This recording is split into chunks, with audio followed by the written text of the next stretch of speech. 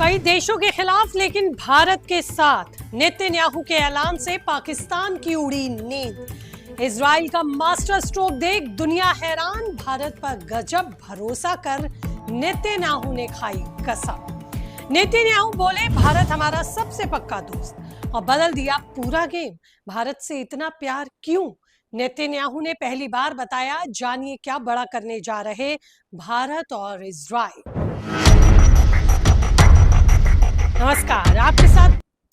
नमस्कार आपके साथ मैं हूं ज्योति विनय कपूर। तो दोस्तों, भारत और इजराइल की दोस्ती हमेशा अटूट रही है।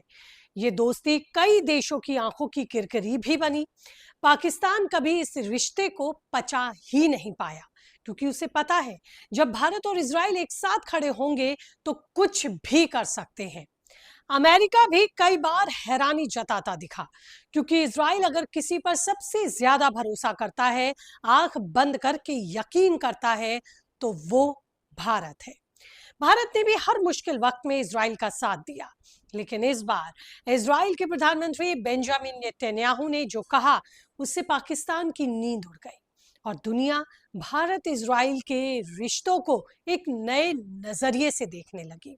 आखिर नेतन्याहू ने क्या कुछ कहा, भारत और इजराइल क्या साथ बड़ा करने जा रहे हैं और इस दोस्ती को क्यों मास्टर स्ट्रोक इस बार कहा जा रहा है, ये सब कुछ बताऊंगी आपको इस रिपोर्ट में। तो अंत तक बने रहिएगा मेरे साथ, और ये रिपोर्ट अच्छी लगे, ये एनालिसिस अच्छा लगे तो चैनल को सब्सक्राइब जरूर कीजिएगा।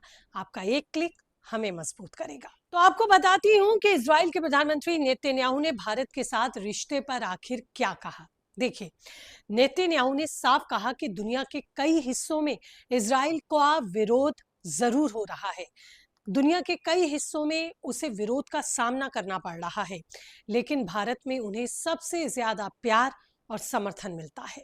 उन्होंने कहा कि भारत के लोग इजराइल को सिर्फ एक देश नहीं, बल्कि एक भरोसेमंद दोस्त की तरह देखते हैं।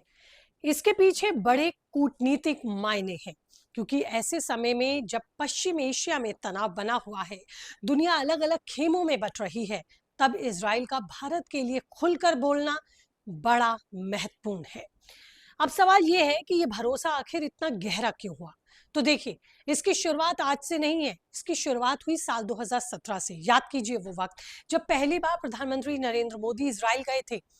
प्रधानमंत्री की ये यात्रा ऐतिहासिक थी। समुद्र के किनारे प्रधानमंत्री मोदी और नेतन्याहू के साथ चलती तस्वीरें सिर्फ फोटो नहीं थी, बल्कि दुनिया के लिए संदेश था कि नई दोस्ती नई दिशा तय कर रही है। तब से लेकर अब तक दोनों देशों के रिश्ते लगातार मजबूत हुए, चाहे वो रक्षा का क्षेत्र था, टेक्नोलॉजी था, खेती था, पानी पर बात थी, या फिर साइबर सिक्योरिटी, या फिर खुफिया सहयोग। हर सेक्टर में दोनों देशों ने एक दूसरे का साथ दिया। इजराइल आपने बहुत बार सुना होगा, लेकिन आज मैं आपको बताऊंगी कि भारत को इजराइल से फायदा क्या हुआ। तो देखिए, भारत का सबसे बड़ा फायदा है रक्षा क्षेत्र में। भारत जिन आधुनिक ड्रोन, मिसाइल सिस्टम्स और सर्विलांस टेक्नोलॉजी का इस्तेमाल करता है, उसमें इजराइल का बड़ा योगदान है। सीमा सुरक्षा से लेकर दहशतगर्दी के खिलाफ चलाए गए ऑपरेशंस, दोनों देशों का सहयोग लगातार बढ़ा।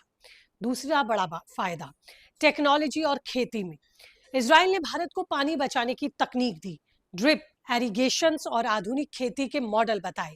ऐसे समय में जब पानी एक बड़ा संकट है, ये सहयोग भारत के लिए कोई छोटा नहीं था। तीसरा बड़ा फायदा खुफिया साझेदारी। दहशतगर्दी के खिलाफ दोनों देश लगातार जानकारी साझा करते हैं। यही वजह है कि सुरक्षा मामलों में भारत और इजराइल का रिश्ता सिर्फ कागजों पर सीमित नहीं है। यहीं से कहानी में एक नई एंट्री शुरू होती है। पाकिस्तान की नींद इसीलिए ही उड़ती है, क्योंकि पाकिस्तान सबसे ज्यादा इसीलिए डरता है क्योंकि उसकी खुफिया जानकारियां और सैन्य ताकत बढ़ाने में इजराइल हमारी मदद करता है। एक बार फिर जब इजराइल के प्रधानमंत्री ने भारत पर खुलकर भरोसा जताया और ऐलान किया, तो निश्चित ही पाकिस्तान की नींद उड़नी तय है। पाकिस्तान को डर सताने लगा है कि अब आगे क्या होगा। भारत और इजराइल मिलकर एक बार फिर और ज्यादा मजबूती की तरफ आगे बढ़ रहे हैं। टेक्नोलॉजी की दुनिया में खुद को बादशाह बनाने की ये कोशिशें लगातार बढ़ रही हैं। खुफिया जानकारी की बात करूं तो दोनों ही लगातार इस पर आदान प्रदान कर रहे हैं। पाकिस्तान भारत के खिलाफ तैयारी कर कर बैठता है, लेकिन इजराइल से मिले इनपुट के आधार पर भारत हर बार गेम पलटता है। अब बात उस मुद्दे की जो इन दिनों काफी चर्चा में है। दरअसल इजराइल के कुछ अधिकारियों ने भारत से अपील की है कि ईरान की आईआरजीसी यानी कि इस्लामिक रेजोल्यूशनरी गार्ड क्रॉप्स को दहशतगर्दी संगठन घोषित करने पर विचार किया जाए।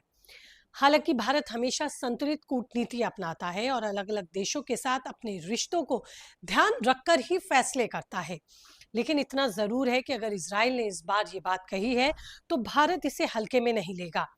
अगर भारत ने इजराइल की बात मान ली तो तेहरान की मुश्किलें कई गुना बढ़ सकती हैं। दरअसल ये ईरान की सेना से अलग एक बेहद शक्तिशाली सैन्य संगठन है जो सीधे ईरान के सर्वोच्च नेताओं को रिपोर्ट करता है। इसका मुख्य काम देश की इस्लामी शासन प्रणाली की आंतरिक और बाहरी खतरों से रक्षा करना है। बस अपनी थल, नौसेना और वायुसेना के साथ साथ कुदस फोर्स जैसी विदेशी अभियान शाखा भी है। अब देखना होगा कि भारत आगे क्या कुछ करता है। और भारत और इजराइल की दोस्ती सिर्फ पाकिस्तान की आंखों में ही नहीं चुभती, बल्कि चीन की टेंशन भी बढ़ाती है, क्योंकि इजराइल भारत को टेक्नोलॉजी में मजबूत करता है। अब भारत का रिश्ता सिर्फ हथियार खरीदने और बेचने तक सीमित नहीं रहा। सेमीकंडक्टर, साइबर सिक्योरिटी, एआई और नई तकनीकों पर भी लगातार इजराइल के साथ बात चलती रहती है, जो आगे बहुत बड़ी ताकत देश को देता है। इसीलिए दोनों देशों के बीच दोस्ती और मजबूत हो रही है। ऊपर से अब जिस तरीके से नेतन्याहू का ताजा बयान आया, उसने ये भरोसा और ये संदेश दुनिया में फिर स्थापित किया कि ये दोनों देश राजनीति के साथ साथ और कूटनीति और साथ ही रणनीतिक तौर पर भी आगे बढ़ रहे हैं।